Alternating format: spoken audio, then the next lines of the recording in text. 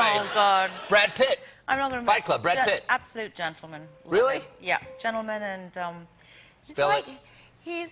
Oh, you mean I got to tell something? No, he's a gentleman and he looks as if he swallowed the sun, you know? He's just got this sort of...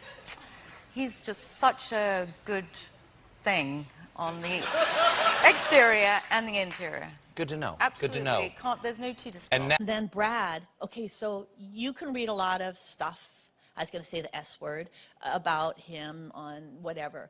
He is the most decent person. He is the most generous actor I have ever worked with. He gives 150% behind the camera. He was kind to me. I'd been away for a long time. I figure I've worked with a lot of famous people, and a lot of people, they have this yardstick, like, oh, okay, you're my equal, and you're just dirt under my feet, so I don't have to say hello to you, or, you know, I don't have to. He was so gracious and so kind. I just never expected that. He was, we were doing, he would do things so that if there was a scene where my character, there's a scene in the restaurant where my character has to go through a little bit of something. And they did the wide shot, and David covers the heck out of things because he's, you know, wants to have a lot to choose from. They did a wide shot, and so you knew there were 3 cameras going, it's going to go for a long time. And then they started turning in, and they were going to cover him first. That's great, because as an actor, you don't want to be tired out, right? You want to be fresh. He went back. He didn't tell me he did this. I just noticed, because, you know, you get to a certain age, you notice things. And all of a sudden said, wait, everybody take a break. We're going to set it up coming in on the different direction. He went and asked them to come in and cover me first. That kind of generosity is just unheard of. It's just unheard of. And so they covered me for like 3/4 of the day and then spun around and did a couple takes of Brad. Giving you the opportunity to be your best. What a sweetheart, right? And I saw him do it time and time again for other people.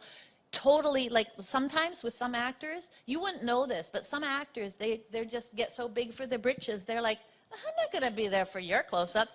They'll have somebody behind the camera, the script supervisor. Once this happened to me, and she was around this high, but she was reading this actor's lines, so she was waving her hand up here so that I would have my eye line where the person's head would be. So there's this little old lady being this guy who's menacing me up here doing this. It was really hard, and you're supposed to be like fearful and no, there's a lot of very generous actors in this business, and I've been very blessed to work with them. I've never worked with anyone like him, and he has loyalty to the people who are with him. Like, he's had people work with him for decades. Yeah. He's a good man, and I feel blessed to have worked with him. So, long short, I haven't wanted to do anything else, because it's like when you have a delicious meal.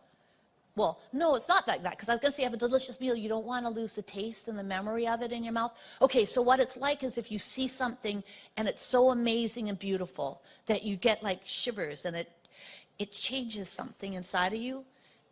What was it like, though, to be on this set working with Brad Pitt? I mean, The Fifth Degree got you to this point. It's pretty incredible. Yeah, I mean, it's just been a culmination of my martial arts experience and then, you know, my journey as an actor, and they just melded for this dream role. And, you know, working with Brad was just surreal, because when you're on a set with Quentin Tarantino, even Brad Pitt, you know, megastar, super amazing actor, even he's excited. Right. And he's giddy about working with Quentin. So. How was the casting process for you? It was like a 2-month process. And I just remember the first day I got a call from my agent, and they said, because I live in Wisconsin, in Madison, Wisconsin. Okay. So I was teaching a martial arts class, my agent calls, and they say, hey, Quentin's doing a new movie and Bruce Lee's in it.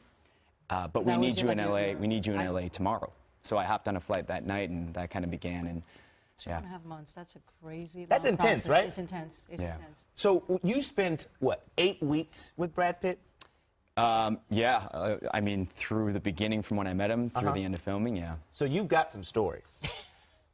Yeah, I got some stories. I mean, the thing that I feel like most women want to know. Oh God. What? How much does he eat? Like, is he constantly eating on set? Like, I just feel like every movie he's in, he's got peanut butter, he's got like a salad or a sandwich. He's always eating. Now that you mention it, he does always have like this stash of stuff. Right? Yeah, and I'm like, Brad, can I have some of that? He's like, no. No, just kidding. No, but honestly, like Brad is, you know, they say never meet your heroes, but my opinion of him is tenfold even better than it already was. He's such an amazing, down-to-earth guy. He made me feel so welcome on set, which, you know, he doesn't have to do that. Yeah. You were cast in Quentin Tarantino's upcoming film that everyone's extremely excited about, Once Upon a Time in Hollywood. You get cast in this film. I know you're a huge Tarantino fanatic. Then you... you get cast in the movie. Not anymore. He's got bad taste. Yeah. But I was curious, like, I know how exciting that was for you, and I remembered how, you know, once you were done with the film, and I thought, I haven't had a lot of chance to talk to you since then. What was it like? You got to work with Brad Pitt. What was that like? First of all, from the jump, the whole thing was a dream come true, Right. and the read-through, showing up, I showed up early, and I get there, and I'm early in my electric car, and the only person who arrived, well, just before me, I guess, was Brad Pitt. Only he arrived on a chopper. And I kind of thought, well, there lies the difference. Yeah. You know, what I mean? It's a fine... You were in your electrified Kia. It's a fine line. I mean, I kind of thought, yeah. I was like, look at us, both of us, you know, no assistants, no entourage. We just showed up early. Yeah. I got the battery-operated thing, and you got the... Yeah. But otherwise, we're like this. I told my wife, that guy, he's as cool as it gets. And I've said to my wife, I told you that. I said, you know, I've always said I'd never leave my wife for another woman, but there's a chance. I might leave her for Brad. He's just that wonderful. He has... Well, also, she would have to understand. Yeah.